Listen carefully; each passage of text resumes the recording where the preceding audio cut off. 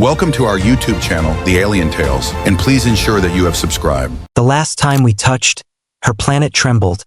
They've forbidden us from meeting again. Kestra's fingers trembled as she adjusted the frequency modulator, her violet eyes scanning the endless void beyond Xerion Prime's crystalline atmosphere. The planet's seismic monitoring stations hummed constantly now, ever vigilant for the telltale tremors that meant he was coming. 3 months since the Council's decree, 3 months since they'd declared their love a planetary threat. The communication array crackled to life, and his voice filled her laboratory like liquid starlight. "Kestra? Are you there?" Her breath caught. Even through the static of deep space transmission, Darius Thorne's voice made her pulse quicken. She pressed her palm against the cool metal console, wishing it were his chest instead. "I'm here," she whispered, glancing nervously at the seismograph needles. They remained steady for now. The Council's increased patrols. They've stationed 3 orbital defense platforms between our systems. "I know.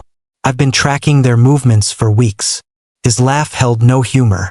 "They're treating us like weapons of mass destruction, aren't we?" The question escaped before she could stop it. The memory of their last embrace haunted her. The way Xerion Prime had shuddered beneath their feet, mountain ranges shifting, tectonic plates groaning as their unique neurochemistry created impossible resonance frequencies. "Some forces are stronger than their protocols, Kestra. I'm coming for you." The seismograph needles began to dance. Dr. Elena Voss spread the holographic data across her laboratory table, her weathered hands shaking slightly as she manipulated the 3-dimensional models. The Planetary Safety Commission had given her one directive: find a way to stop them. The bioresonance patterns were unlike anything in recorded science. When Kestra of Xerion Prime and Darius Thorne of the Centauri colonies were within proximity, their nervous systems created a harmonic frequency that interfaced directly with planetary tectonic activity. It was beautiful and terrifying. "Their brain chemistry is perfectly complementary," she muttered, highlighting the neural pathway diagrams. 2 halves of something that should never have existed separately. Commissioner Rask leaned over her shoulder, his scarred face grim. "Can you sever the connection?" "Theoretically, yes. Targeted neurochemical suppression could dampen their bioresonance." Elena's voice cracked. "But it would be like removing their capacity for love itself. They'd become hollow. Better hollow than responsible for planetary destruction." Elena stared at the lovers' genetic profiles floating before her. Both were descendants of the original terraforming colonists, their bloodlines shaped by centuries of adaptation to their respective worlds. Perhaps that's why they resonated so perfectly. They were 2 variations of the same evolutionary song. "There might be another way," she said quietly. "What way?" Elena's fingers traced the orbital mechanics of their 2 systems. "What if we don't stop them? What if we help them find a place where their love can't hurt anyone?" Kestra ran through the crystalline gardens, her bare feet finding purchase on the smooth obsidian paths. The gardens had been their secret meeting place before the world learned what they were, before their first kiss had triggered the great tremor that reshaped Xerion's northern continent. She found their tree, the ancient spire root whose hollow trunk had sheltered their whispered confessions. Inside, carved into the living crystal bark, were their initials surrounded by a heart.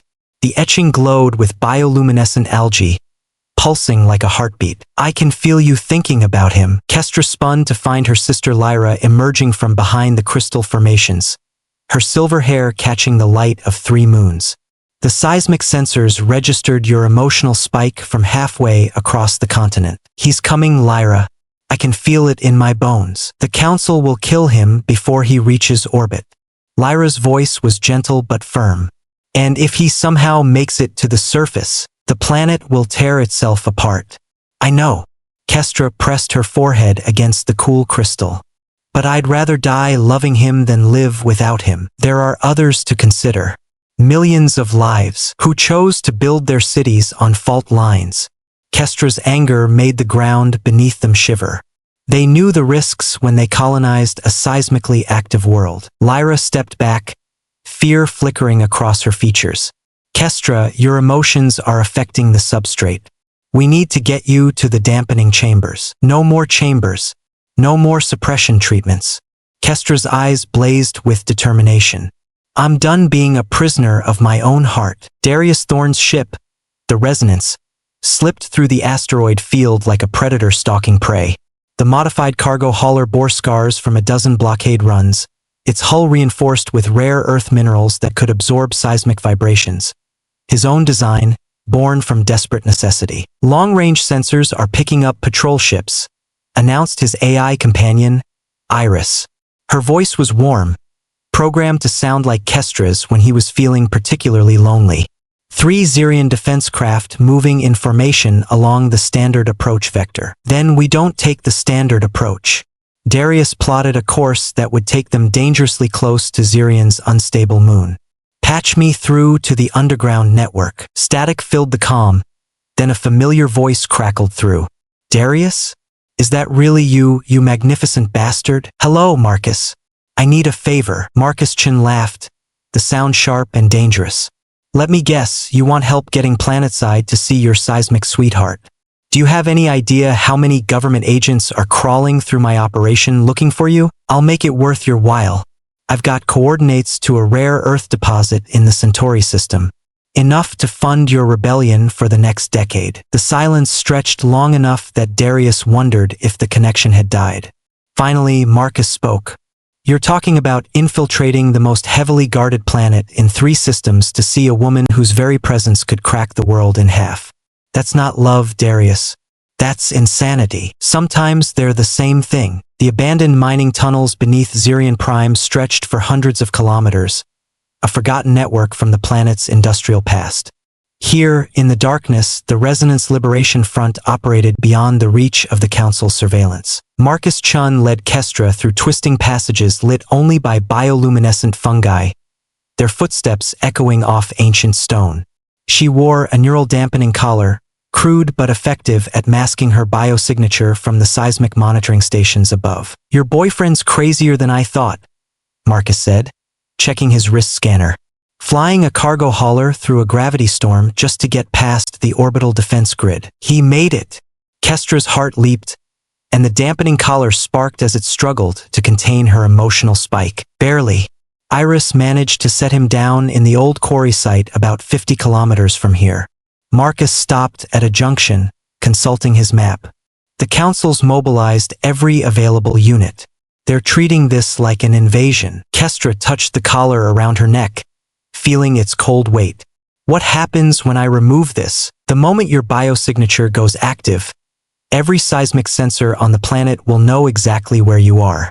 You'll have maybe 20 minutes before they converge on your location. Then we'd better make them count. They emerged into a vast underground cavern where dozens of supporters waited. Miners, engineers, scientists who believed love shouldn't be criminalized. Dr. Elena Voss stood among them, her medical bag clutched tightly. I've been working on something, Elena said quietly. A way to perhaps minimize the damage. Marcus activated a holographic display showing the planet's tectonic structure. There's a stable zone here in the continental shield. If you meet there, Kestra corrected. When we meet there, Darius felt her before he saw her. A vibration in his bones that had nothing to do with the planet's natural seismic activity. 23 hours since he'd crashed through Xerian's atmosphere, evading defense craft and ground forces with equal desperation. The stable zone was a plateau of ancient basalt, geologically inert, but surrounded by fault lines like an island in a sea of tectonic chaos. He stood at its center, watching the horizon for any sign of her approach. Then she was there, running across the rocky ground with her hair streaming behind her like liquid starlight. The neural dampening collar was gone, and her biosignature blazed like a beacon in his heightened senses. Kestra! He ran toward her, and the ground beneath their feet began to hum with anticipation. She leaped into his arms, and the moment their skin touched, reality seemed to bend. The stable zone lived up to its name, barely. Microtremors raced outward from their embrace, but the ancient basalt held firm. I thought I'd never feel you again, she whispered against his neck, her tears warm on his skin. They can forbid us from meeting, but they can't forbid us from loving. His hands tangled in her hair, memorizing the texture, the scent, the impossible rightness of her in his arms. Around them, the planet shuddered, In the distance, mountain peaks swayed like grass in a breeze. Seismic monitoring stations across 3 continents screamed warnings into the night. But in the eye of the storm, 2 lovers held each other and felt complete. Commissioner Rask's voice cut through the communication array like a blade. "Stand down, Mr. Thorne. Remove your hands from the subject and surrender yourself for planetary safety." Darius held Kestra tighter, his jaw set with defiance. Around them, the stable zone was becoming less stable by the minute. Hairline cracks appeared in the ancient basalt, and the air itself seemed to vibrate with harmonic frequency. "She's not a subject," Darius called back to the hovering aircraft. "She's the other half of my soul, romantic but irrelevant. You have 60 seconds to comply before we implement Containment Protocol 7 Alpha. Kestra looked up at him with violet eyes full of fear. 7 Alpha is orbital bombardment. They'll kill us both rather than risk the planet. Let them try." Darius's voice was steady, but she could feel his heart racing against her chest. "I didn't come this far to give up now." Dr. Elena Voss's voice crackled through a hidden calm in Kestra's clothing. "The transport ship is ready, but you have to move now, while you're still generating enough seismic interference to mask its approach." Above them, the Council's aircraft began to glow with charging weapons. In the distance, Kestra could see the streak of something much larger descending through the atmosphere, an orbital strike platform positioning itself for maximum devastation. "Together?" Darius asked, extending his hand. "Always," Kestra replied, taking it. The moment their fingers interlocked, the ground beneath them exploded upward in a fountain of molten rock and crystal, masking their escape in chaos and fire. The transport ship Sanctuary materialized through the volcanic geyser like a ghost ship emerging from Hell's Harbor. Its hull was lined with the same rare earth minerals as Darius's crashed vessel, designed to absorb and dissipate seismic energy. Marcus Chun piloted with desperate skill, bringing the ship low enough for the lovers to leap aboard as molten rock rained around them. The moment they were inside, Dr. Elena Voss activated a biocontainment field, separating them by mere meters that felt like light years. "I'm sorry," Elena said, monitoring the ship's stability readings. "If you touch during acceleration, the harmonic resonance could tear the ship apart." Kestra pressed her hand against the containment barrier, and Darius mirrored the gesture from the other side. Even through the energy field, they could feel each other's presence like warmth through glass. "Where are we going?" Kestra asked. "Somewhere they'll never think to look," Marcus replied, pushing the engines to their limit. Behind them, Zirian Prime was a rapidly shrinking sphere of light, still shuddering from their brief encounter. Elena pulled up star charts on the navigation display. "There's a system about 40 light-years from here. Twin planets locked in eternal orbit around each other. They're seismically dead, solid metal cores. No tectonic activity whatsoever." "The binary sanctum," Darius breathed. "I've heard rumors, but I thought it was a myth. Very real and very empty. The terraforming project was abandoned decades ago, when they realized the gravitational stresses made long-term habitation impossible." Elena smiled sadly. "But for 2 people whose love makes planets tremble, it might be the only safe harbor in the galaxy." "Home," Kestra whispered, her eyes never leaving Darius's face. The twin worlds of Geminia hung in space like matched pearls, their surfaces gleaming with the metallic sheen of pure iron and nickel cores. No atmosphere, no life, no possibility of seismic activity. Just 2 dead rocks locked in gravitational dance for eternity. The Sanctuary's atmospheric processors worked overtime to create breathable bubbles around the abandoned research stations.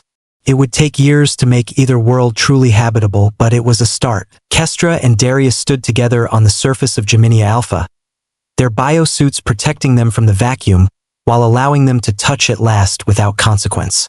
Beneath their feet, the metal world remained perfectly still. "No tremors," Kestra marveled, taking his hand in both of hers. "Not even a vibration. It's strange, isn't it? Being together without the universe shaking." Darius pulled her close, marveling at the sensation of holding her without fear. "I'd almost forgotten what silence felt like." Above them, Geminia Beta traced its lazy arc across the star-filled sky, their eternal companion in this dance of exile. In the distance, The lights of their new settlement flickered like hopes made manifest. "Do you think they'll come looking for us?" Kestra asked. "Eventually. But by then we'll have made this place ours. A world where our love isn't a weapon, but a gift." She kissed him then, soft and sweet under alien stars, and the universe remained perfectly, blissfully still. For the first time in their lives, their love brought only peace. Around them, the abandoned terraforming equipment hummed to life, responding to their touch with mechanical precision rather than geological chaos. 5 years later, Gemini Alpha bloomed with impossible gardens. Kestra's botanical expertise had coaxed life from sterile soil, while Darius's engineering had turned the twin worlds into something approaching paradise. Their settlement had grown from a few pressurized domes to a small city, populated by others like them, exiles, outcasts, lovers whose relationships had been deemed too dangerous for civilized space. They stood together in the observation deck of their home, watching Gemini Beta rise over the horizon like a silver moon. Kestra's hand rested on her swollen belly, where their first child grew, a being whose genetic inheritance would either doom or save future generations. "I intercepted a transmission from Zirion Prime yesterday," Darius said quietly. "They're still having seismic problems. Seems our love left echoes in their planetary crust. Are you sorry we left?" He turned to face her, his eyes soft with contentment. "Never. We found something here they never understood. A place where our love creates rather than destroys." Through the clear aluminum windows, they could see the city's newest residents arriving on a supply ship. More refugees from the council's oppressive regulations, more couples whose very existence had been criminalized. "Dr. Voss's latest report shows the harmonic resonance is evolving," Kestra said, checking her tablet. "The other couples are beginning to exhibit similar properties, but different frequencies. When we're all together, music instead of earthquakes," Darius finished, understanding immediately. Below them, the city hummed with life and love and the quiet revolution of hearts refusing to be silenced. In the distance, construction crews worked on expanding the atmospheric processors. Soon, both worlds would breathe freely. Kestra smiled, feeling their child kick against her ribs. "They tried to keep us apart to protect their planets. They never considered we might build our own." The twin worlds danced on, eternal and unshakable, home to love too powerful for any force but joy itself.